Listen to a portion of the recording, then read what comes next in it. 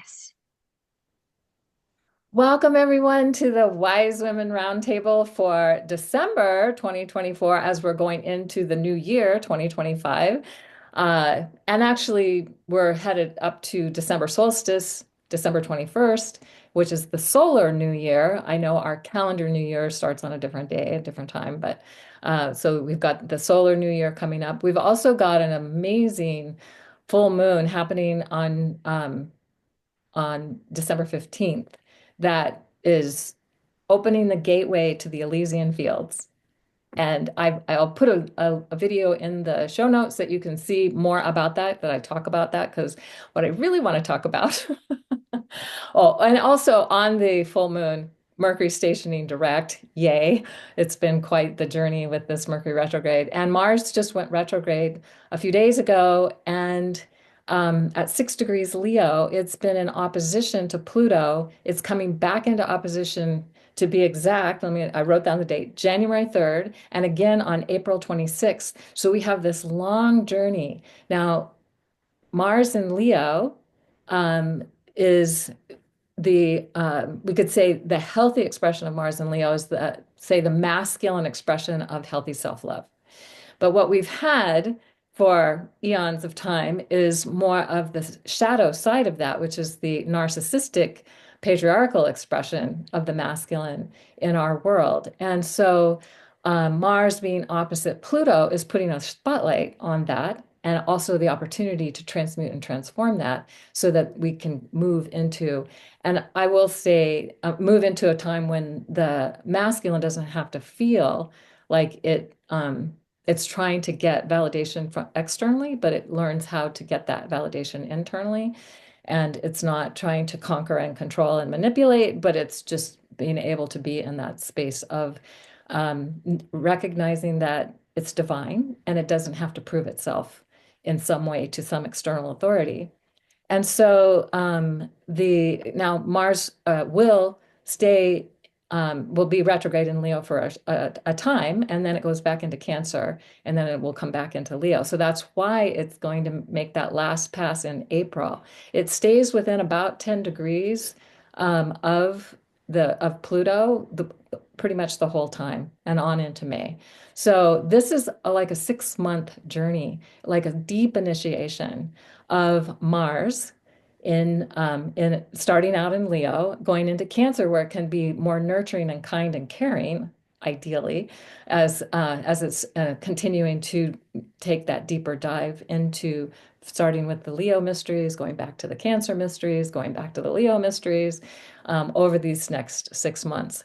So the sense that I have as we also approach the solstice, um, which is the solar new year, and we are in this time of it being the galactic new year, something I love to talk about, of the turning of a 26,000 year cycle. Only every 26,000 years can the December solstice sun, the zero Capricorn point, when the sun rises on the December solstice, be on the galactic cross near the galactic center.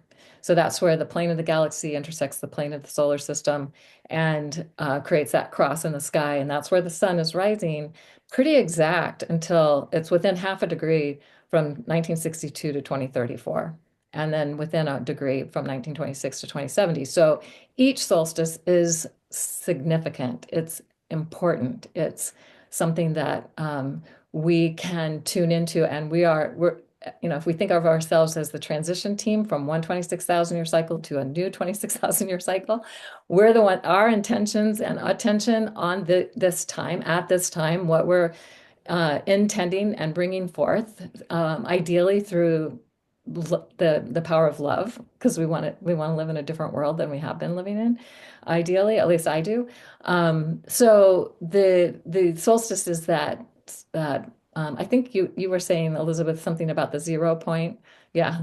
Um, and I love that imagery because it was Terence McKenna who talked about the 0 point. 2012 was supposed to be coming back to the 0 point, and and now I guess we're on the other side of that, but we're still in this transition from one galactic year to a new galactic year. So each solar December solstice point is like also a galactic New Year point in the way that I'm feeling into it. So Pluto in this whole Mars journey it's only every 248 years it could be in that it will enter into Aquarius. Um, and now it'll be in Aquarius for 20 years. The Mars retrograde being opposite Pluto is something that can only happen maybe every 15 to 16 years, every 47 years. It's definitely going to pretty much be back there. But it's not something that happens all that often. So this may be the only time, and I haven't done the research, so I don't know. I'm going to go check that out eventually. If there'll be another Mars retrograde that's opposite Pluto while it's in Aquarius. So this may be our best opportunity in terms of transmuting and transforming the old cultural way of how we've experienced things going, up until this point. So I'm very excited about that. And with that, I'm going to hand this off to Elizabeth because I know she'll have more to say that will be wow to the mind. Thank you, Caitlin. Um, wow, I love what you're saying about the narcissism piece transmuting. I think it's key because this is sort of one of the biggest pandemics of consciousness is the narcissism, which is the opposite of service. And in sovereign service, we get to include our own bodies and our own experience in the service that we have to offer as a soul. And I feel that there's a defining energy as well with this solstice that's helping us to understand that the soul has a duty.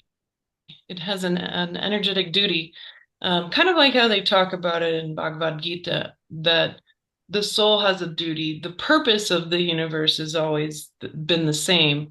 All of our purpose is the same. It's to create new experiences, novelty, and innovate out of suffering. And so the innovation out of suffering is a part of the theme, I think, of this solstice, which is very Aquarian. And then the Rory Duff actually, and I'll probably include a link to this, but Rory Duff was talking about the ley lines, and the ley lines are very cool. All of these alignments right now in the astrophysics are creating a harmonic convergence of these ley lines. And the ley lines are getting bigger, they're getting wider, and they're all going to eventually cover the Earth in one big, huge harmonic.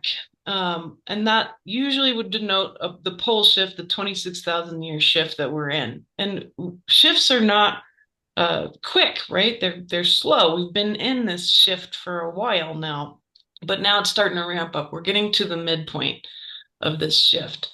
And so that the ley lines are actually going to electromagnetically match the electromagnetic current sheet that's coming from the galactic center, which is created by that big black hole at the center of our galaxy.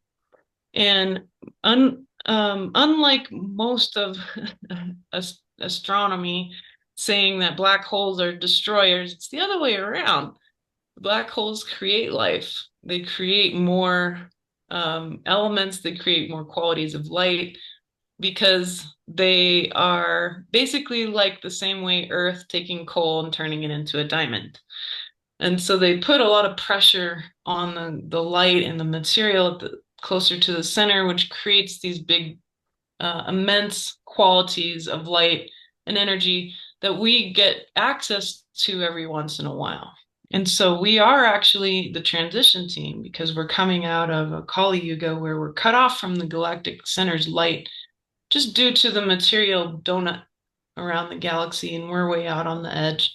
But we're coming up, we're starting to peak up over that. And then our electromagnetic field's disappearing. So it's almost 40% gone now. And that means that we're starting to get this big influx all at once into our bodies, into our planet that's purposefully meant to break down cultures. And Dwarpa yugas are often denoted by a lot of crumbling, including your personal life, if that's needed, right? Whatever's needed to dissolve and whatever's dense that needs to go. So I like to see this solstice. I keep having these visions of source God like taking people and shuffling them but choosing quite a big chunk of cards to completely discard and replace. And I have a feeling that every solstice from here, we're gonna end up with a completely new deck of cards for ourselves. And that's very exciting because we actually don't know what that's gonna look like. Plus, just to make it more interesting, it takes 225 million years to go all the way around the galaxy. We've been Homo sapiens for 800,000 years, but we're in a very specific spot in our big galactic circle we're going around that's considered a trigger point. And so this trigger point is creating a harmonic convergence with all of our ley lines, which is why the Earth feels both welcoming but intense at the moment. And that trigger point is going to create that convergence for 96 days from solstice. So we have about 3 months of this completely new way of doing creation, which is what I mean by some of your cards in your deck are going to be new. And so it's time to figure out all these new ways of working. But it all has to match within natural law. So natural law right now is the only law to apply to your personal experience, your relationships. And part of it is that no matter what you're going through, try to be really generous right now. Try to be really open and generous with kindness and with compliments and understand that your word creates reality. And whatever worst case scenarios you need to think about, balance it out. Always end on the best case scenario and the one that you're truly shooting for. And be willing to say it out loud to source and to the earth. And don't forget to keep connecting to this planet. Our bodies are meant to evolve on this planet, and we're set up for success if we're willing to keep dissolving, keep changing, keep transforming, and be in sovereign service to our bodies and to each other and to Gaia. And with that, I'm happy to hand it off to Nalini. Ah, a lot of words. Um, okay. I don't really have that many. No, I mean, it's great. It's great what's being brought up. I don't really have that many words these days. It's all what I'm seeing and feeling and experiencing, and it's very different than what I hear from most people. It's not that there aren't things going on in what even astrology calls my mundane life, but I don't feel like I have one of those anymore.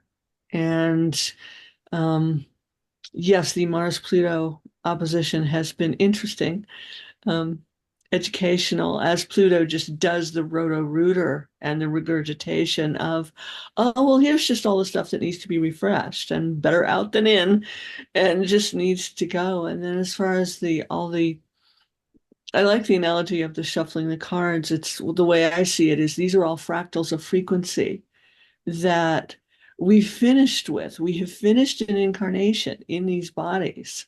And our minds just can't grapple that. They can't grok around that. It's just, but that's done. So we're being rebuilt at the cellular, at the light coding level from the inside out. And you can see it in nature. You can see it in the trees. You can see it in the flowers. You can see it in the creature beings where they'll walk through the dimensions just in the garden and it just ripples through them. They don't really, react the way that a human mind might. So human minds are going through all kinds of purging right now, just like Gaia is. She's shaking, she's regurgitating. It's glorious because it's shifting everything.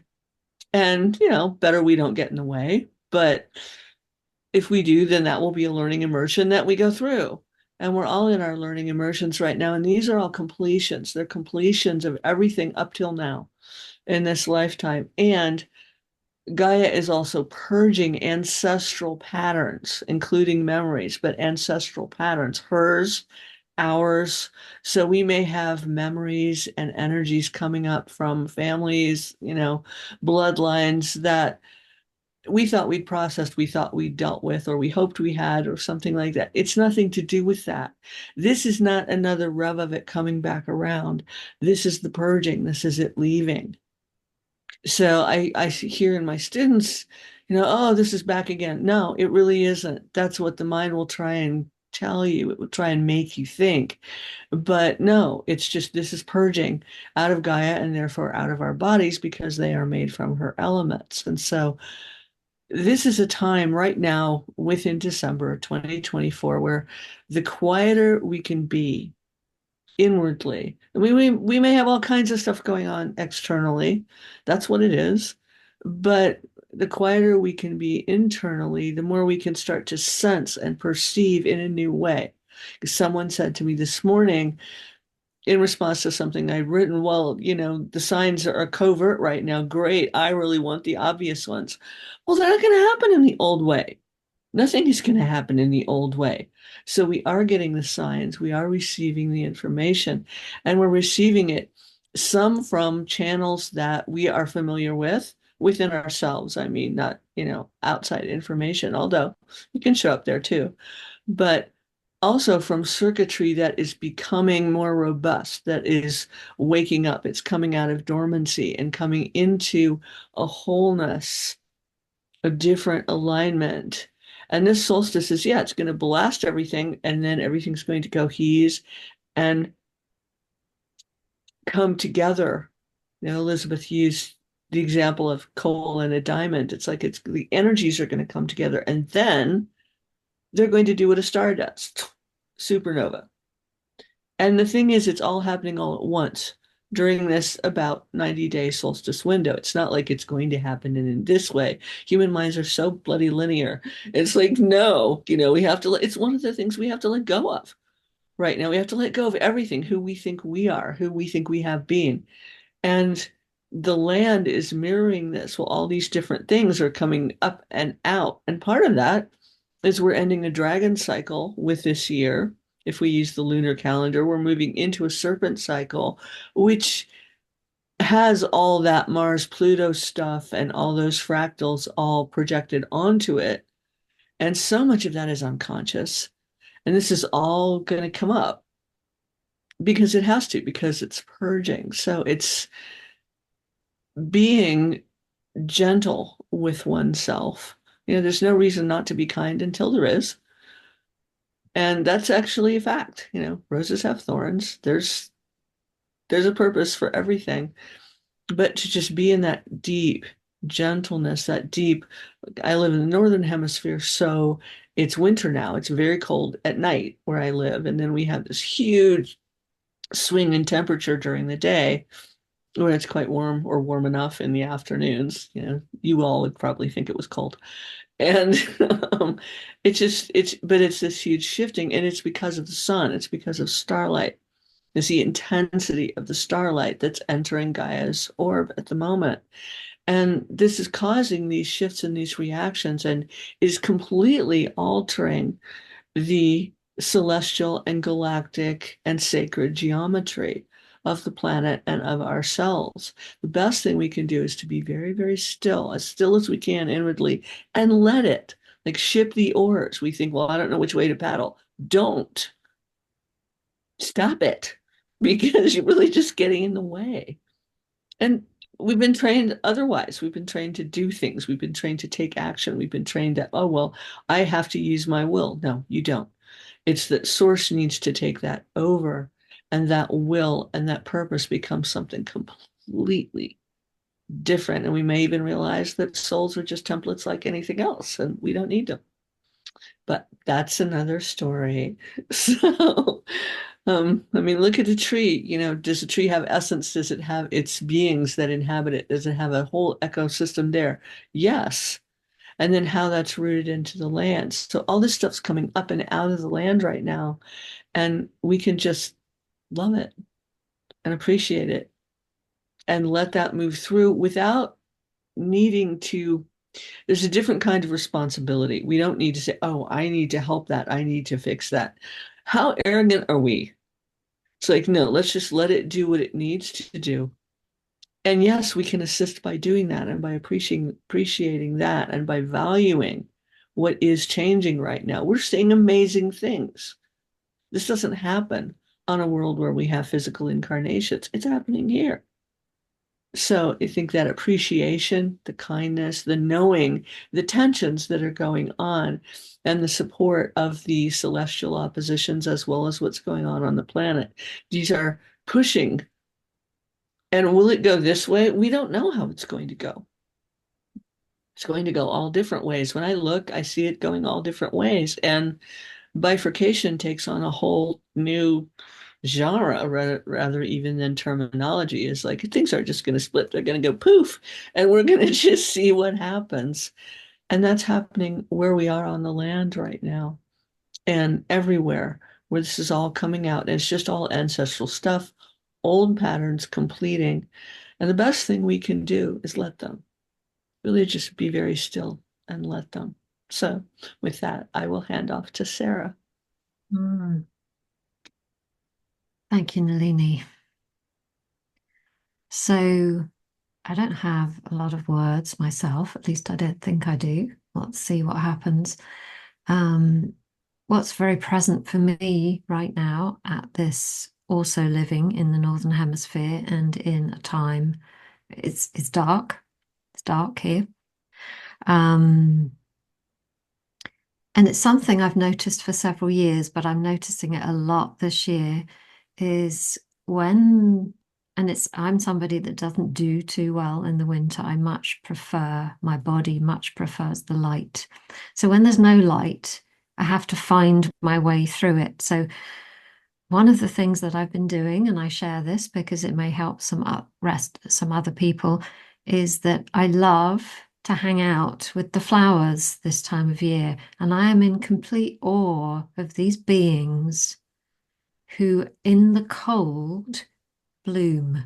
I'm thinking, how do you do that? And obviously they know how to do it and it's what they do. But they're such a gift to me at this time. So it's a little bit like, I do anyway. I like the fairy lights. Somebody said to me several weeks ago, you're like a little magpie, aren't you, Sarah? You've got all these sparkly things around you, and I have. So when I see these magnificent flowers that somehow, and what I know about it, and this is very simple, what I'm going to say is that they've been gathering the light all this time, and then at this time of the year, they kind of open their petals and the light pours out through them. So here we've had this most extraordinary display of coreopsis alongside the vineyards, which are all harvested now. They've been amazing, so beautiful, so vibrant and tall and healthy. And I'm not quite sure where they've come from, but they've been amazing. And then in the hedgerows now we've got all the viburnum opening, which is a tiny, quite heavily scented white flower. And I'm like, wow, you are so beautiful. So, and then there's the Christmas cactus, who are just here in my house anyway, just finishing, of these amazing pinks and purples. And I'm like, wow, they're geometrically so extraordinary. And then they've got these amazing colors. And then the cyclamen as well, that, they just love the cold. And I'm like, wow. So I'm learning from these beings how to be in the cold and the dark. And so at the same time, and just using a different facet of nature, orange, there's a lovely range of essence called Spirit in Nature. And Leela Devi, the lady who makes these essences, they are a stateside range. You can get them in Europe as well. She has a small range, but they're all created from vegetables. So she calls them like spiritual vitamins. And so she has a lovely orange flower essence. And that to me is also very beautiful at this time of year, because the orange, we actually have a lemon tree at the moment. We've literally just brought it into shade this evening because it's going to freeze. But these citrus trees that bud and bloom and give off their fragrance. So I've been using the orange oil, which is for, the kind of polarity word would be depression. Don't really know what that means anymore, and I'm not depressed, but it kind of like the opposite of that, like running the light through your system. An orange essential oil, I adore, all those lovely Christmassy smells as well. So for anybody that, like me, especially with the darker collective, whatever words we want to use, all the transformation, it is hard. It can feel hard to the more 3D parts of us. There are many, many, many beautiful beings in nature who can help us, who can help us run that light through our internal systems, which I think is what we do at this time of year. The light is inside of us rather than outside of us. And it certainly helps me to activate the light in myself. Yeah, so I hope that's helpful to anybody who just loves color. I really miss color in winter when I look at all my photographs and I see all the beautiful summer, and then I look out the window this time of year and everything looks to my human eyes very gray and barren. And when I see a flower, I always like, I've so missed your color. I've so missed you. So surround yourself in beautiful colors, your clothes, put your sparkly necklaces on. Certainly, that's the way I handle it for myself. So thank you. Thank you, everybody. And thank you to you three for sharing your hearts today. And we hope that you have enjoyed. And many, many solstice blessings to everybody.